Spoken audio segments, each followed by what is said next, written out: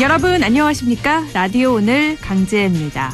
국정농단 사건에 연루돼 재판에 넘겨진 이재용 삼성전자 부회장이 파기환송심에서 징역형의 실형을 선고받았습니다. 실형을 살게 될 것인가, 집행유예를 받을 것인가, 다양한 추측이 제기될 정도로 많은 관심을 받았던 사건인데요. 결국 실형이 선고됐고 이재용 부회장은 다시 구속됐습니다. 항소심의 집행유예 선고로 석방된 지 1078일 만에 재수감인데요. 박근혜 전 대통령과 비선 실세 최순실에게 삼성그룹 경영권 승계를 도와달라는 청탁과 함께 뇌물 86억여 원을 건넨 혐의가 유죄로 인정이 된 겁니다. 이번 파기환송심 판결에 불복해서 다시 상고해 대법원의 판단을 받을 수는 있지만요. 재상고심에서 판단이 달라지기는 쉽지 않기 때문에 사실상 최종 판단으로 봐야 할 것 같습니다. 이번 판결이 정경유착의 구태를 완전히 사라지게 만드는 계기가 되길 바랍니다. 1월 18일 월요일 라디오 오늘 광고 듣고 시작합니다.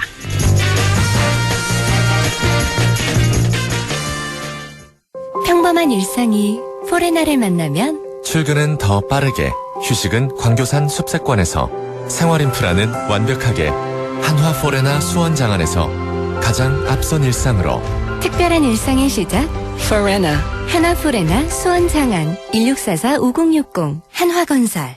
자, 따라해보세요. 이카운트 ERP 4만원 회계관리, 이카운트 ERP 4만원 재고관리, 이카운트 ERP 4만원 생산관리. 사업 성공 함께해요. 이카운트 ERP의 모든 기능을 월 4만원에 드립니다. 이카운트 가입비 부가세 별도.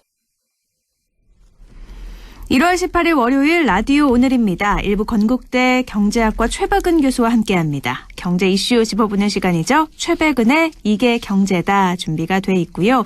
2부 이슈 오늘에선 끊이지 않는 아동학대 사건의 예방과 근절을 위해선 어떻게 해야 될지 경북 북부 아동보호전문기관 박정환 관장 연결해서 이야기 나눠보겠습니다. 라디오 오늘 생방송 놓치신 분들은요. 유튜브로도 다시 들으실 수 있습니다. 많은 애청 바랍니다.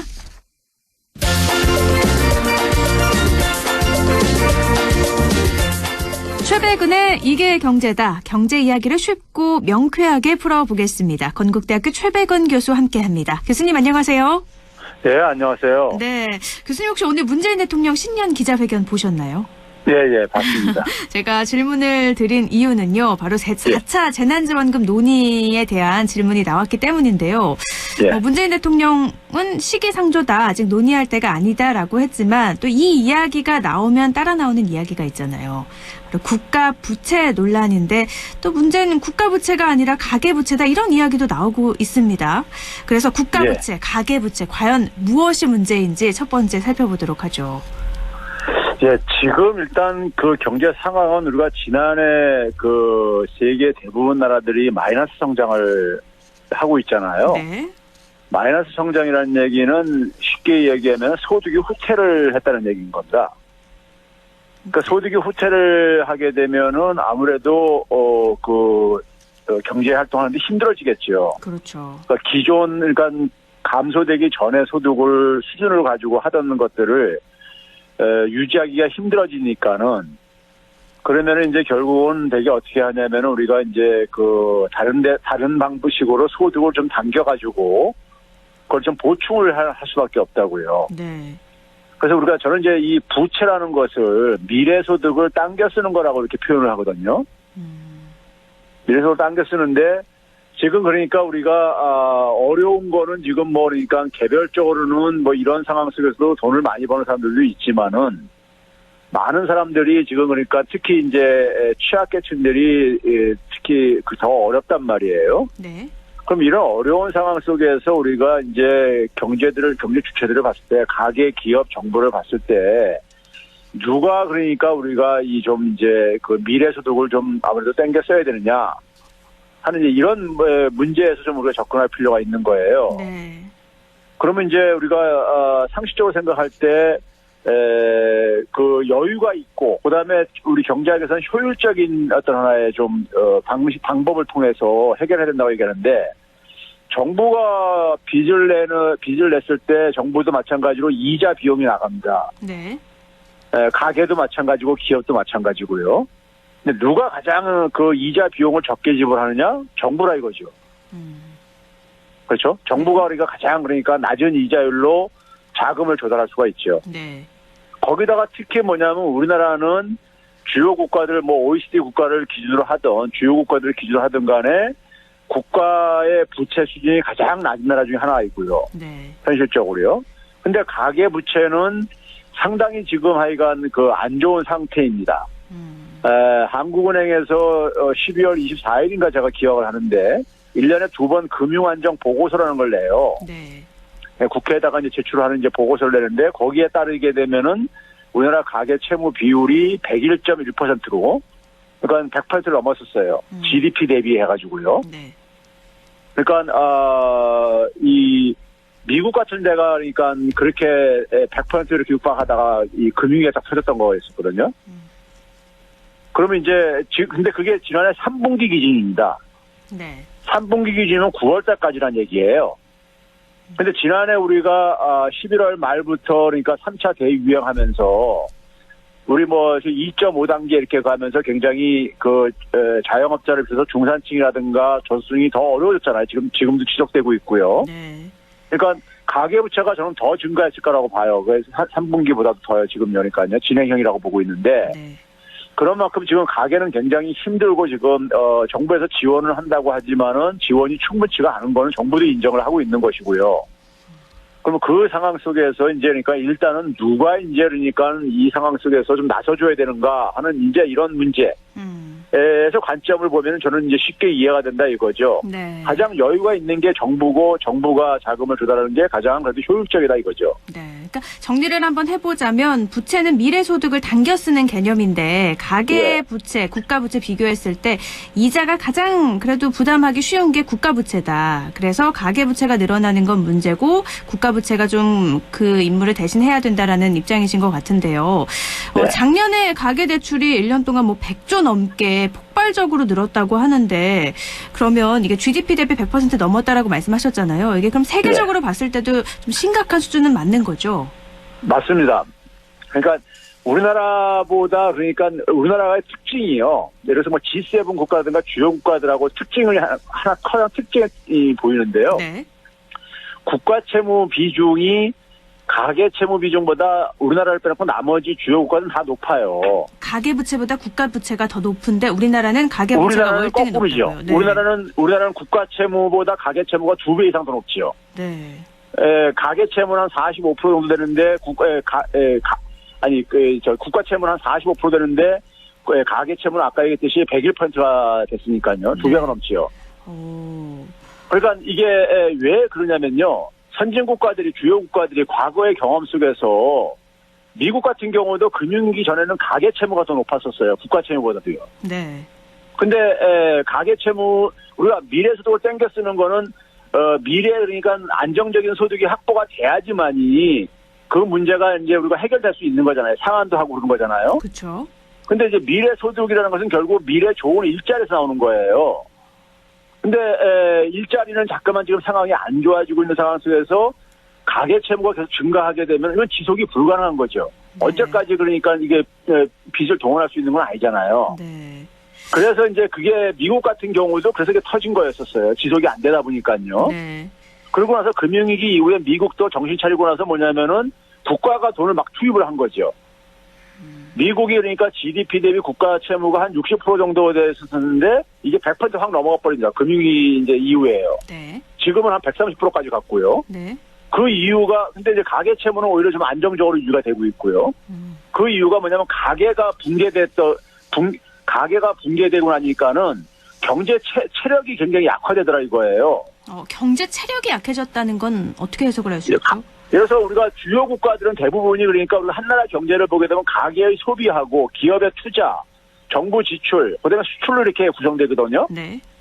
그런데 수출은 뭐 모든 나라가 서로 가서 수출 많이 하려고 하고 있는 상황이고, 근데 국내 경기로 보게 되면 가계 소비, 기업 투자, 정부 지출인데요. 네. 가계 소비가 우리나라 같은 경우만 하더라도 한 50%가 넘고 미국은 한 70% 된단 말이에요. 그래서 전체 경기에서 제일 큰 부분이 가계 소비예요. 네. 가계가 돈을 써야지만이 기업도 물건을 만들려고 투자를 할 게 아니겠습니까? 그렇죠. 그러니까 가게가 이게 파산하고 그러니까 가게가 이게 타격을 입게 되면요. 경제 체력이 약해져 버리는 거예요. 그러니까 갚아야 할 원금하고 이자가 많아지면 뭐 네. 가정에서 씀씀이를 줄이니까 소비 위축이 되고 그럼 경제 성장에 부정적인 영향을 끼쳤다 이런 거죠. 그렇죠. 그런 악순환이 들어가 버리죠. 네. 그러면 교수님께서는 어떻게 보세요? 지금 가계 부채 심각한 사정이잖아요. 외국과 비교해봐도 우리나라는 비정상적으로 높은데 이걸 가계 부채를 줄이기 위한 대책이 좀 있어야 될 것 같은데요. 지금 대책이라고 지금 얘기하는 게 전문가들조차도 뭐니까 거시건전성 대책을 내놔야 돼. 빨리 현재적으로 조언해야 된다는데 저는 굉장히 한가한 소리라고 생각이 드는 게요. 네. 거시건전성 대책이라는 게 예를 들면 이런 거예요. 그러니까 가게가 상환을 못하게 되면은 빚을 상환 못하게 되면은 돈을 빌려주는 금융회사들이 은행이라든가 금융회사들이 부실화된다 이거예요. 네. 그러니까 금융회사들이 뭐냐면은 좀 유동성을 확보하라 이거예요. 그러니까요. 그리고 뭐냐면은 이 돈 대출도 좀 억제하고요. 되게 이런 방식을 지금 얘기를 하는 건데요. 네. 근데 지금 뭐 보게 되면은 가게가 지금 그러니까 사실 뭐 자영업자만 하더라도 지금 대출 받아서 겨우 지금 이렇게 연명을 하고 있는 이런 상황인데 대출까지 만약에 억제 더 힘들어지게 돼버리면요. 쓰러지는 거죠. 이 상황 속에서는 그러니까는 정부가 그러니까 소득을 그러니까 가게한테 가능한 한 이전시켜주는 방식이 정부가 그러니까 예를 들어서 그 가게가 좀 지출할 수 있는 부분들을 좀 줄여주고 정부가 어쨌든 간에 가게가 쓰러지지 않도록 지원을 해주는 것이 그러면 결국 정부의 부채는 증가할 수밖에 없잖아요. 네. 그게 보다 더 현명한 방법이라 이거죠. 이 고비를 넘어갈 때까지는요. 그러면 현재 가계 부채 줄이기 위해서 주택담보 인정 비율이나 총부채 원리금 상환 비율, LTV나 DSR 규제 같은 거는 실질적으로 효과가 없다 이렇게 보시는 거네요. 지금 이미 부동산 시장은 그걸 많이 규제를 해놨어요. 네. 상당히 우리는 그래 낮은 상태까지 내려놨습니다. 네. 규제를 많이 해놨어요. 네. 근데 지금 보게 되면 되게 이제 주식시장에도 굉장히 비투라는 말이 유행하듯이 빚내서 막 투자를 하고 이제 그랬었는데 네. 그것도 그러니까는 그건 되게 그 빚은 증권회사에서 돈을 빌려 사는 거거든요. 네. 주식을 담보로 해가지고요. 네. 주식을 내가 1,000만 원 정도 만약에 지금 현재 시세로 1,000만 원 정도 주식을 갖고 있으면은 한 500만 원은 돈을 빌려줄 수 있단 말이에요. 그걸 담보로 해가지고요. 네. 그러니까 그거를 막을 수 있는 방법이 별로 없어요. 그런 것들은요. 근데 부동산 시장에 들어간 돈은 이미 그러니까 대충 다 조여놨어요. 지금요. 근데 이제 지금 문제는 뭐냐면은 가게들이 지금 이 코로나 상황 속에서 자영업자라든가 중산층들 일자리가 지금 없어지거나 소득이 줄어든 사람들이 지금 이분들이 지금 쓰러지는 이런 상황에 대해서 우리가 지금 초점을 좀 맞춰야 되는 거예요. 그러니까 자영업 하시는 분들이 만약에 폐업을 하게 되면은 경기가 좋아지게 되면 다시 가게 열 수 있지 않겠냐 이렇지가 않은 거죠. 한번 폐업하고 나면은 다시 일어나기가 쉽지가 않아요. 그렇죠. 그래서 우리가 뭐냐면은 폐업하기 전에 그러니까 쓰러지지 않도록 사전적으로 지원을 해줘야 되는 거죠. 그게 훨씬 비용이 적게 들어간다 이거죠. 그러니까 쓰러지지 않게 나라가 돈을 좀 풀어서 빚을 내서라도 가계 부채는 덜어야 된다라는 건데요. 스위스에서 시행 중인 가계 부문 경기 대응 완충 자본 도입해야 된다는 주장, 이것도 그럼 부정적으로 보시겠네요. 그러니까 경기 대응 완충 자본이라는 게 제가 앞에서 풀어서 얘기하는 바로 그겁니다. 그러니까 뭐냐면 은행들이 그러니까 지금 상황이 지금 안 좋아지게 되면은 상환을 못하게 되면은 그 은행들이 부실화될 수 있고 그러니까는 은행들이 그러니까 선제적으로 뭐냐면은 이런 상황 속에서는 대출을 그러니까 자기 자본을 좀 많이 확충하라 이거예요. 경기 대응 자본이라는 게요. 네. 그러면 결국 뭐냐면 대출을 그만큼 줄여야 돼요. 대출을 줄이라는 얘기입니다. 그 얘기가요. 다른 얘기가 아니라. 그러니까 위험할 수 있으니까 일정한 자본을 보유하도록 해야 되니 나가는 그렇죠. 돈을 줄이는 거니까 대출을 규제하겠죠. 그렇죠. 그러면 그게 근데 사실 지금에서 처방이겠냐 이거예요. 네. 아까 했지 부동산 시장은 이미 그러니까 낮출 때까지 다 낮춰놨어요. 그런데 지금 예를 들어서 자영업자들이 그러니까 계속해서 은행에다 손을 빌릴 수밖에 없는 이런 상황인데 네. 대출 억제하게 되면 어떻게 되겠습니까요? 그렇죠. 지금 당장 돈 나올 때는 없고 은행에 달라고 할 수밖에 없으니 대출을 받는 건데 그걸 막으면 가게들은 무너질 것이다. 그런 상황까지는 오지 말아야 된다는 건데요. 그러면 나라가 대출을 늘리든지 해서 가계 대출을 줄일 수 있는 방법, 구체적으로는 그럼 어떤 게 있을까요? 그 지금 이제 우리가 예를 들어서 이 자영업자의 경우를 보게 되면은요, 자영업자 어려움을 우리가 좀 지난번에 잠깐 제가 언급한 것 같은데 비용 측면하고 수입 측면이 있단 말이에요. 네. 그러니까 임대료나 인건비 나가는 건 비용 측면이고요. 그다음에 이제 매출이 잡혀야 될 게 아닙니까요? 네. 그렇죠? 그게 이제 수입 측면인데 지금 정부가 초점 맞추고 있는 것은 임대료라든가 이런 쪽에 이제 초점 맞추고 있는 거잖아요. 그것도 일정 정도를요. 네. 그러니까 비용에만 그러니까 좀 일부 좀 이제 지원을 해주는 거예요. 근데 수입이 안 잡히면은 그래서 버티기 힘든 거잖아요. 그렇죠? 네. 그럼 수입을 그러니까 잡혀주게 하려면은 수입을 늘려주는 것은 우리가 1차 지원 때 그러니까는 이미 우리가 아마 이 정책적인 그 검증을 했어요. 그러니까 소멸성 지역화폐 같은 걸로 주게 되면은 이렇게 많이 이 소비에 연결이 되더라 이거예요. 네. 그래서 그런 방식이 훨씬 더 효과적인데 제가 계산을 해봤어요. 계산을 해봤는데 뭐냐면은 한 100조 정도를 만약에 그러니까 이렇게 투입을 한다고 했을 때 그런 1차 지원 방식으로 했을 때 보게 되면요. 정부 부채 비율이 오히려 줄어들어요. 부채가 줄어요? 예, 예를 들면 자, 네. 100조를 만약에 정부가 만약에 투입을 했다고 해보세요. 소멸성 지역화폐로요. 네. 투입하게 되면은 이 정부의 부채액이 분자에 있는 부채액이 증가하는 거잖아요. 그렇죠. 근데 이 100조 투입한 것이 돈이 돌고 돌면서요. 계산을 해보면 한 1.13배 정도를 만들어내더라고요. 효과. 그걸 이제 승수효과라고 하는데. 네. 그러니까 GDP, 분모에 있는 GDP가 이제 증가하는 거예요. 맞죠? 100조 이상이에요. 113조 정도가 증가하는 거예요. 네. 그러니까 이 비율 자체는 줄어들 수가 있는 거죠. 오히려 그러니까요. 어쨌든 그 재난지원금을 지급하면 수입이 늘어나는 걸로 되니까 그게 또 다시 예. 돈이 돌아서 부채는 결국은 줄을 것이다. 그렇죠. 그게 훨씬 더. 근데 만약에 그냥 그 임대료만 지원해주게 되면 대부분 돈들은 돌지 않고 그냥 그러니까 그래서 건물주한테 들어가게 되면 이게 대부분이 저축이 돼버려요. 돈이 안 돌아요. 네. 그러면 결국 뭐냐면 부채만 정부가 지원한 부채 분자에 있는 부채만 증가해가지고 국가 부채 비율도 증가하고 자영업자한테 그러니까 도움도 제한적이고 이런 거 이렇게 끝나버리게 되는 거죠. 똑같은 돈을 써도 비용 부분에 지원을 한다면 그건 돈이 돌지 않고 오히려 국가 부채는 늘어나지만 수입 쪽으로 지원을 한다면, 그러니까 매출 쪽에 지원을 한다면 부채는 줄어들 것이다. 그래서 국가 부채 상대적으로 여유가 있으니까 긴급 재난지원금을 보편적으로 지급을 해서 좀 가계부채를 줄여야 된다는 말씀이신데요. 그러면 긴급 재난지원금 어느 정도 수준이 적당하다고 생각하시나요? 지금 이제 저는 그래서 이게 선별적으로 주는 거하고 전 국민 주는 것을 대립적으로 볼 필요가 없다는 거예요. 네. 그래서 자영업자들 같은 경우 영업 제한을 하게 되면 정부가 일종의 재산권을 그러니까 영업권을 그러니까 제약을 가한 거기 때문에 그 피해에 대해서 보상을 해줘야 되는 거예요. 네, 다른 나라는 다 하고 있죠. 그러니까요. 네. 그러니까 그 부분이 일종의 그러니까 지금 정부가 하는 방식을 조금 더 그러니까 좀 지금 너무 적다고들 많이 아우성치거든요. 네. 그러니까 그거를 조금 더 실효성 있게 좀 이제 그러니까 높이는 부분이 그게 일종의 선별과 관련된 거라면요. 제가 아까 얘기했듯이 수입 측면을 그러니까 좀 지원을 하고 하는 방법이 있는데 우리가 이 선별로 하게 되면은 사각지대가 많이 생깁니다요. 그렇죠. 근데 전 국민한테 주게 되면은 그 부분을 좀 메꿀 수 있는 거예요. 일종에요. 그렇죠? 그래서 네. 그래가지고 그게 이제 근데 뭐냐면 간접적으로 자영업자들한테도 도움이 되더라 이거예요. 네. 이게 이제 그러니까 수입이 잡히니까요. 그래서 소상공인들이 1차 때 방식을 더 선호했던 이유가 자기들이 경험해 보니까 그게 더 도움이 되더라 이거예요.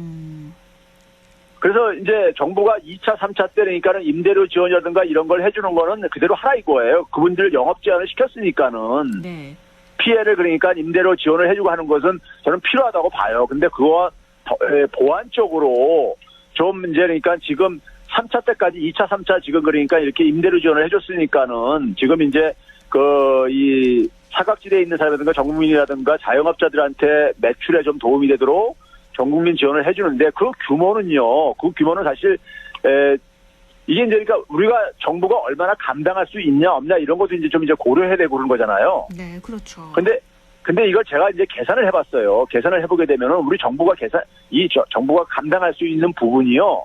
지금 최소한 그러니까는 한 85조 정도까지는 가능해요.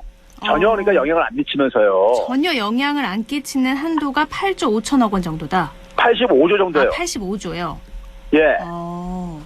그러면 이게 물가 상승에도 별로 영향 안 미치면서 그리고 정부 부담도 안 증가시키면서 할 수 있는 방법이 있어요. 네. 한국은행법 75조에 의하게 되면요.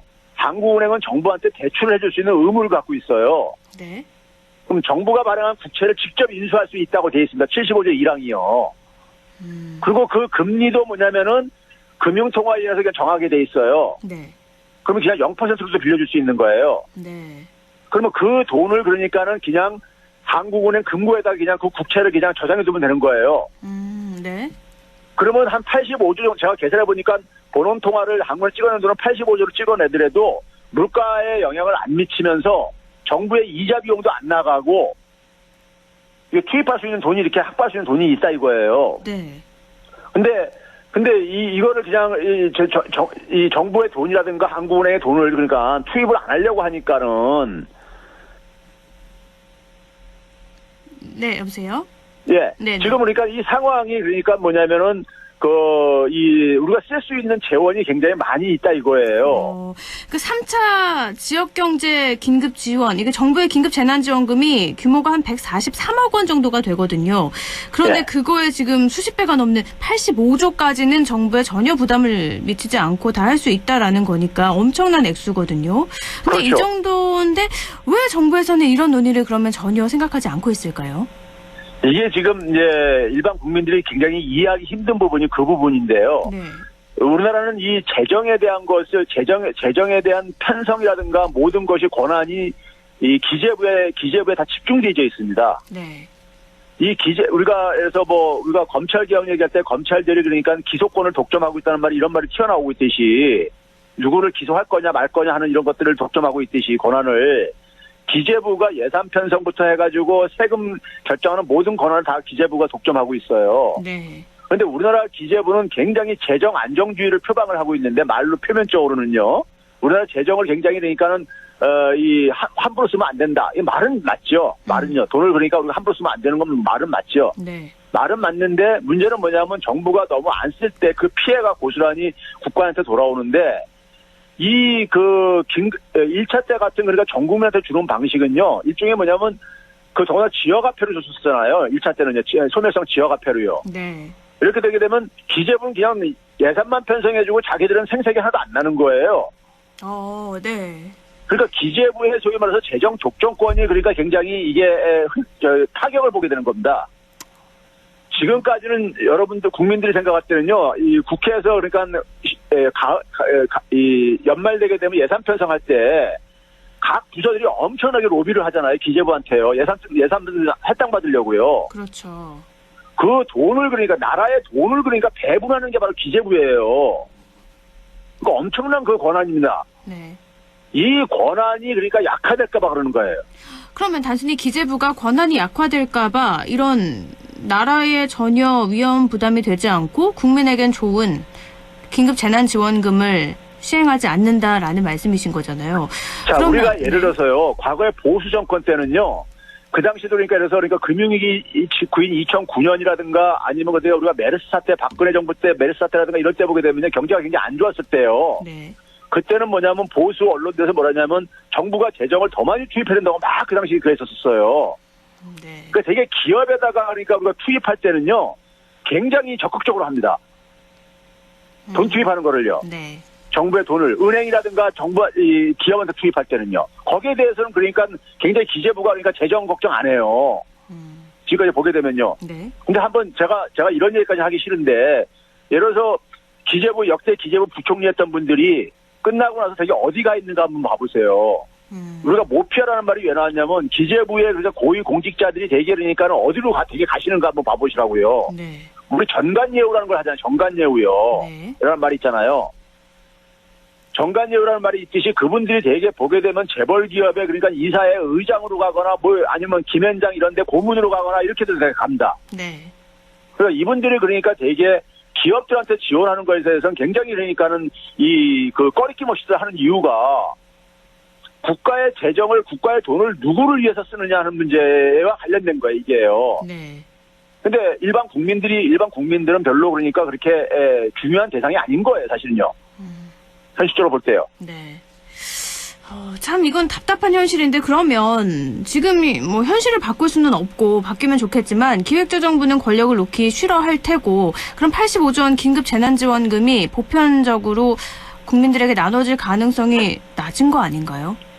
그래서 이 부분은 결국은 뭐냐면은 이 선출 권력들 그러니까 대통령이라든가 국회가 그러니까 이 통제를 할 수밖에 없는 거예요. 네. 근데 대통령이 그러니까는 이 부분을 제대로 판단을 못 하시거나 국회의원들이 나서주지 않으면은 이건 그러니까 일반 국민들은 굉장히 답답한 상태가 지속되는 거죠. 그러니까 국민들도 많은 관심을 가지고 계셔야지 이게 국회의원들도 국민의 의견에 따라서 맞습니다. 네, 법을 추진할 거고 그렇게 되면 변화가 일어날 것 같아요. 예. 좀 많은 분들이 관심을 갖고 이렇게 경제 부분에서도 어떻게 하면 좀 나아질지 대책 마련을 함께 고민해 주시면 좋을 것 같습니다. 다음 질문으로 좀 넘어가 볼게요. 더불어민주당이 세계 10위권 경제 대국으로서의 자긍심을 갖자 이런 논평을 내면서 우리나라가 2020년 국내 총생산 기준으로 세계 10위권 경제 대국에 진입할 것이다. 그걸로 예상이 된다라는 논평을 냈거든요. 이건 어떻게 생각하시나요? 그건 뭐 그냥 우리가 하나의 그냥 팩트지요. 그러니까 뭐냐면 지난해 그러니까는 많은 나라들이 이 GDP가 곤두박질 치면서요. 네. 우리나라가 이 세계 경제 규모, 그러니까 GDP로 흔히 얘기하는 GDP 규모로 볼 때 한 12에서 한 12 정도 사이를 왔다 갔다 했었어요. 네. 근데 우리보다 앞에 있는 나라 중에 대표적인 나라들이 G7 같은 나라들이고요. 네. 거기에 이제 플러스 이제 그러니까 인구가 많은 브라질, 러시아 뭐 이런 나라들이 거기 좀 끼어 있는 거거든요. 인도 이런 나라들이 끼어 있는 거거든요. 네. 근데 이제 그 G7 국가 중에서 이탈리아 같은 경우가 엄청나게 타격을 받았단 말이에요. 코로나로 인해 가지고요. 네. 원래는 이탈리아가 굉장히 높았잖아요. 그렇죠. 근데 이제 뭐 G7에 속했었으니까요. 네네. 근데 이게 추락을 하면서 이제 우리가 이제 그러니까 올라가고 우리는 상대적으로 덜 타격을 보다 보니까 우리도 줄어들었는데 네. 덜 줄어든 거고 그쪽은 많이 줄어든 거고. 상대적으로 네. 예, 그러다 보니까 순위가 좀 바뀌면서 생긴 하나의 해프닝이죠. 다른 나라가 우리가 딱히 좋아진 것보다 덜 나빠져서 올라간 그런 그렇죠. 현실인데 어떻게 보면 근데 PPP 즉 그 구매력 평가 지수 기준으로는 GDP가 의미가 없다. PPP 기준 GDP는 마카오, 카타르 뭐 다른 나라들이 우리나라보다 높다면서요. 그러니까 그거는 이제 그러니까 우리가 PPP라는 게 일종의 뭐냐면 우리가 물가 수준을 가지고 우리가 예를 들어서 이런 거잖아요. $10,000 가지고 네. 서울에서 생활하는 거하고 일본 동경에서 생활하는 거하고 뉴욕에서 생활하는 거하고 했을 때 다 차이가 있을 게 아니겠습니까요? 그렇죠. 그러니까 그걸 다 고려해가지고 계산하는 게 PPP GDP라는 건데요. 네. 그걸로 보게 되면 우리나라 OECD 평균에 좀 못 미쳐요. 우리나라가 아직도요. 네. 못 미치는데 소위 말해서 그러니까는 이 외국인들한테 그러니까 개방을 많이 아까 지금 말한 마카오라든가 뭐 룩셈부르크라든가 이런 나라들은 외국인들의 그러니까 많이 들어와가지고 투자를 하는 나라들이기 때문에 그렇기 때문에 이제 그게 이제 높을 수 있는 것이고요. 그냥 정상적인 나라하고 비교해 본다면 한 가지 재밌는 거는요. 네. 2019년도에 우리가 일본을 투어를 했습니다. 네. 1인당 PPP GDP에서요. 그러니까 일본이 그러니까 그 성장률이 굉장히 낮고 오르면서 낮게 지속되면서 2019년에 드디어 우리가 투어를 한 게 최근에 이제 OECD에서 발표를 했어요. 네. 그런 점에서는 그러니까 우리나라가 상대적으로 그러니까는 그동안에 열심히 이제 해온 건 사실인데 아직도 그러니까 저는 갈 길은 멀다 이렇게 좀 얘기를 하고 싶어요. 네, 뭐 GDP 높아졌다고 우리가 사실 체감하는 경기가 좋아져야지 되는 거지 GDP가 그렇죠. 높으면 체감하는 건 사실 다른 나라 그러니까요. 얘기처럼 들리거든요. 예, 더군다나 PPP 그거는 평균적인 거기 때문에 네. 뭐 소득이 많은 사람과 소득이 적은 사람은 다 평균을 낸 거기 때문에 네. 대다수 국민들이 그러니까 느끼는 거하고 상당히 거리가 있죠. 네, 지금 K자 양극화가 벌어지는 현상에서 이건 조금 먼 얘기처럼 들리긴 하네요. 네, 네. 오늘 여기까지 듣죠. 말씀 고맙습니다. 네, 감사합니다. 네, 최백은의 이게 경제다 건국대학교 경제학과 최백은 교수와 함께했고요. 라디오 1부는 여기까지입니다. 잠시 후에 2부에서 뵐게요.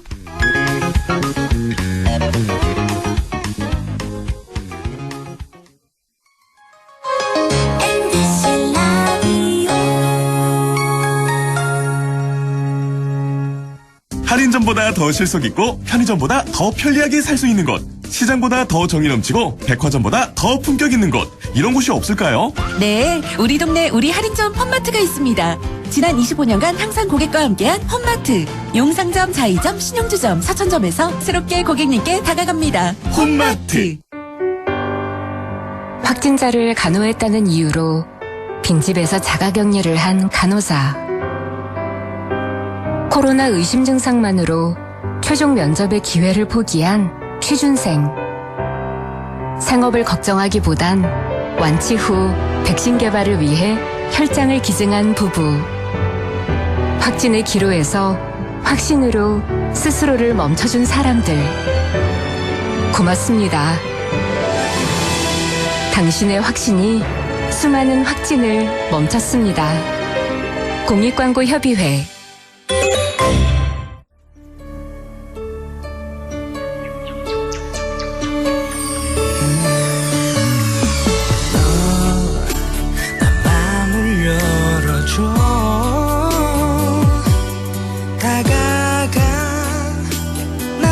속삭이도록 언제나 내 생각으로 행복해야 해요. MBC 라디오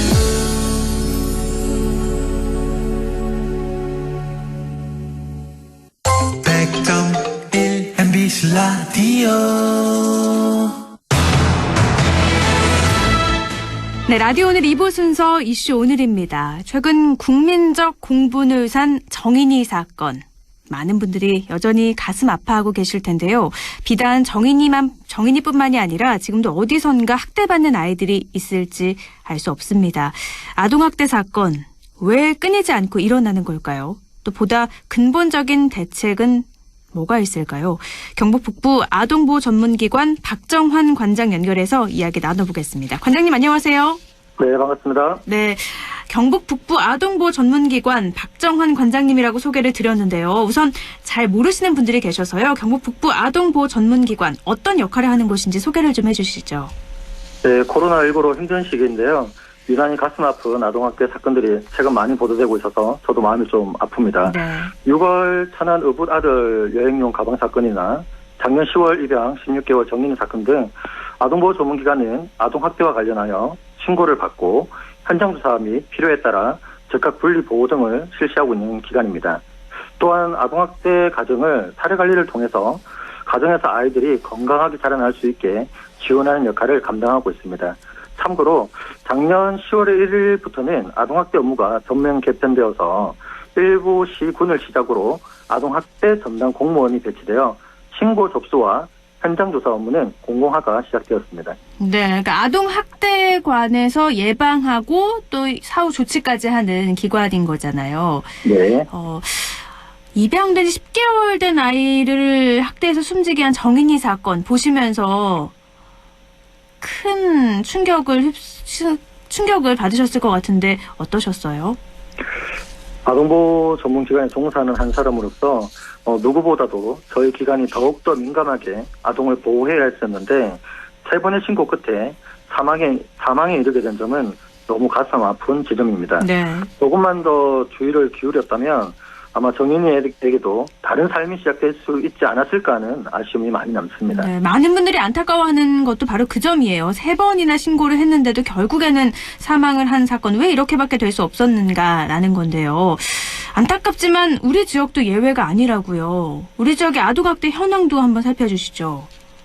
네, 제가 속한 지역은 경북 지역인데 현재 경북 지역은 동서, 남북 4개 권역으로 나누어 아동보호 전문기관이 운영되고 있습니다.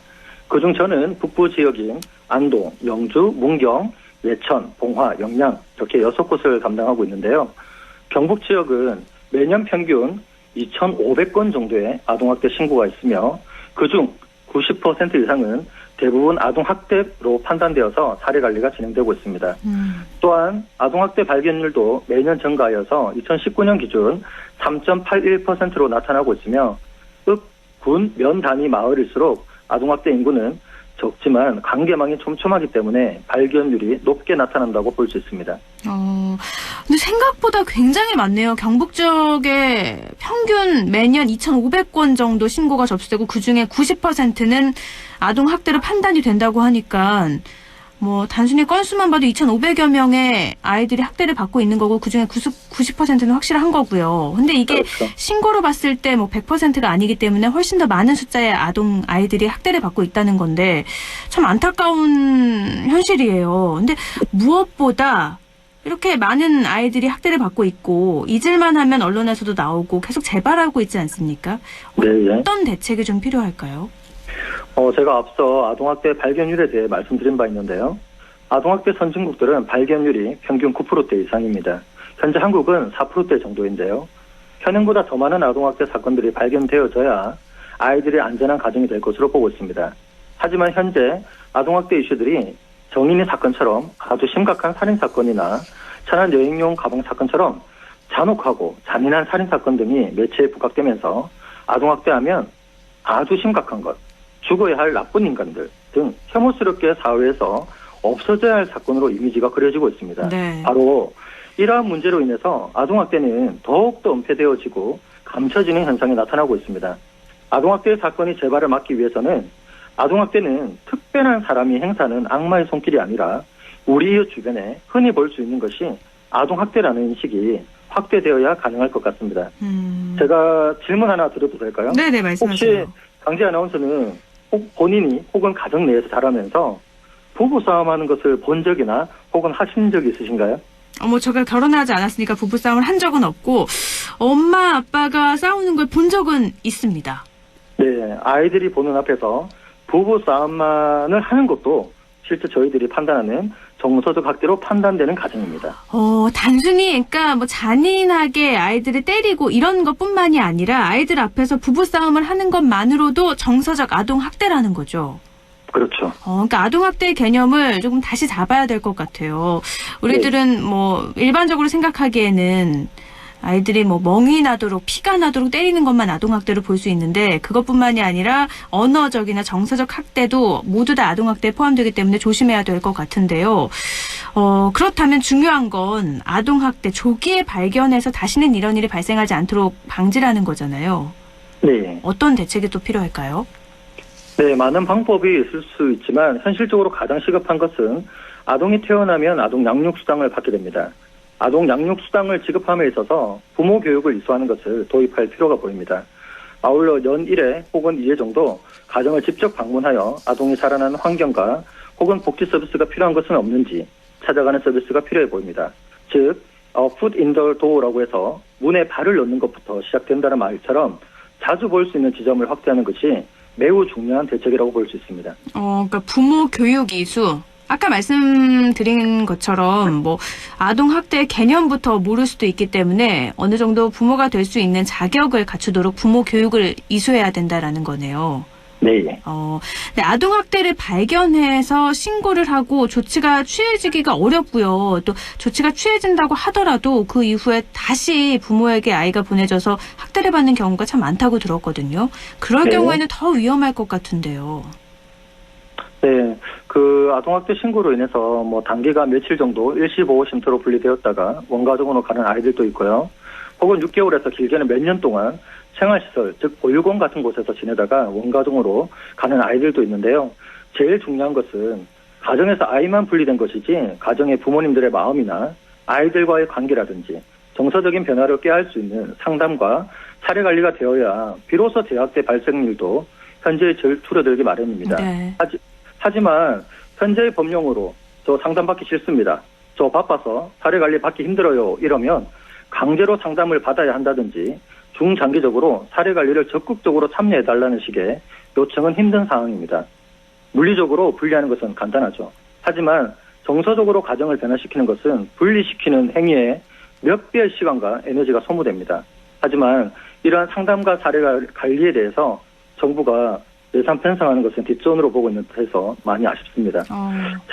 참고로 미국 같은 경우에는 아동학대 상담원이 평균 15명 정도의 가정을 관리하는 반면 한국 같은 경우에는 한 명이 최소 60명에서 많게는 100가정을 감당하고 있는 실정입니다. 단순히 이렇게 수치로만 봐도 미국 같은 경우에는 한 명의 상담원 15명을 관리하는 것과 한 명이 60명을 관리하는 건 질적으로도 차이가 있겠죠. 그런데다가 우리나라는 부모 교육 이수뿐만이 아니라 아동 학대했던 부모라도 교육 이수 받기 싫어요, 상담 받기 싫어요 하면은 강제적으로 받게 할 수 있는 법적 조치가 없어서 더 큰 문제가 되긴 하겠네요. 네, 이번 정인이 사건 참 안타깝지만 정인이 사건으로 인해서 이런 부분도 좀 얼른 개선이 돼야 되지 않을까 싶은데요. 또 아까도 말씀하신 것처럼 우리나라는 한 명이 60명 정도를 관리하고 있다고 하니까 처리 방식에도 좀 변화가 필요하지 않을까 싶거든요. 네, 정인이 사건의 경우 3번이나 신고가 있었음에도 불구하고 경찰에서는 아동학대 증거가 딱히 없어서 내사 종결 처리한 듯한데요. 경찰의 범죄의 의무를 떠나서 체일선에 있는 아동보호 전문기관에서 아이를 현장에서 만나고 있기 때문에 3번이나 신고된 것과 몸에 있는 다수의 원인 모를 신체적 손상이 있었다면 당연히 분리 혹은 더욱더 밀도 있게 사례 관리를 해야 하는 것이 원칙입니다. 네. 제가 상담 내용을 보니까 정인의 양모를 만나기 위해서 상담원이 40번 넘게 전화를 한 기록이 있더군요. 사례 관리를 진행할 때 이렇게 비협조적으로 만남을 회피하고 아동을 대면하지 못하게 하는 경우가 대다수입니다. 그럴 때일수록 더욱더 경찰과 협조하여 사례 관리가 잘 진행될 수 있도록 해야 했었는데 이런 비대면이 길어지면서 이와 같은 사건도 벌어진 것이 아닌가 하는 아쉬움이 남습니다. 이건 이전 말씀하신 거하고 연결이 되는 것 같아요. 좀 법적으로도 조치가 확실하게 마련이 됐더라면 이렇게 전화를 40번이나 해도 안 받고 만남을 회피하고 이랬다면 아동학대가 더욱더 의심되는 사례이기 때문에 더 큰 관리가 필요했을 텐데 참 안타깝습니다. 네. 그렇다면 학대 의심 아동을 혹시라도 보게 된다면 그럼 시민들은 이럴 때 어떻게 하면 되죠? 네, 아이가 있는 집인데 부부싸움에 잦다든지 학업에 대한 기대치가 높아서 아이를 너무 스파르타식으로 키운다든지 아이가 일탈이 있어서 가출하고 말을 듣지 않는다고 해서 체벌로 아이를 바르게 잡아버리고 애쓰는 부모님들이나 특히 남자아이가 담배를 핀다고 버릇 고친다고 체벌하는 가정 등 아동학대는 우리 주변에 쉽게 발견될 수 있는 사건입니다. 하지만 이런 생각 드시지 않나요? 괜히 가정사에 발 담궜다가 이웃끼리 속 시끄러워지지 이런 생각 드시죠? 작은 사건 같고 그냥 가정사 같은 하찮은 그런 사건이 조금씩 아동학대는 이 정도는 괜찮아 라는 문화를 만들게 되고 그것이 곧 정인 사건처럼 살인 사건까지 확대될 수 있다는 점을 기억해 주었으면 좋겠습니다. 아동학대일까 신고를 망설이는 분께 말씀드리고 싶습니다. 신고해 주신 분 때문에 그 가정은 새로운 가정으로 변화될 수 있는 기회를 누구보다도 빠르게 만나게 된다고 말씀드리고 싶어요. 저희도 가정이 변화될 수 있도록 최선을 다해 사례 관리를 준비하고 있습니다. 네, 그러니까 남 가정사 참견하는 거 아니다 이런 의식보다는 아이들이 조금이라도 학대를 당하는 것 같으면 일단은 신고를 하고 그 가정이 그 문제를 원만하게 해결할 수 있도록 그런 계기를 마련해 주는 것도 중요할 것 같습니다. 아동학대 사건 재발 방지를 위해서 끝으로 덧붙이고 싶은 말씀 있으시면 좀 해주시겠습니까? 네, 어린이집, 유치원, 학교, 가정할 것 없이 아동학대 수없이 신고되고 상담이 진행되고 있습니다. 모든 아이를 보호하는 선생님과 학부모를 잠재적인 범죄자로 의심의 눈초리로 보는 데 집중하지 마시고 어떻게 하면 우리 아파트에, 우리 유치원에, 우리 마을에 지금보다 더 아이를 잘 키울 수 있는 문화가 어떻게 하면 형성될 수 있을까에 대한 고민이 시작되는 성숙한 사회가 되었으면 하는 바람입니다. 아동학대를 하고 있는 사람들은 1000명 중에 4명 정도밖에 되지 않습니다. 다수의 시민이 아이를 더욱더 건강하게 키워야 함을 잘 보여주시고 관심 가져주신다면 우리 아이들이 지금보다 더 행복한 마을에서 가정에서 자라지 않을까 생각합니다. 네, 1000명 중에 4명 많은데요. 네. 곧 이 1000명 중에 4명이 아니라 100만 명 중에 몇 명 이렇게 적어졌으면 좋겠습니다. 네, 오늘 말씀 고맙습니다. 네. 네, 경북 북부 아동보호 전문기관 박정환 관장이었습니다.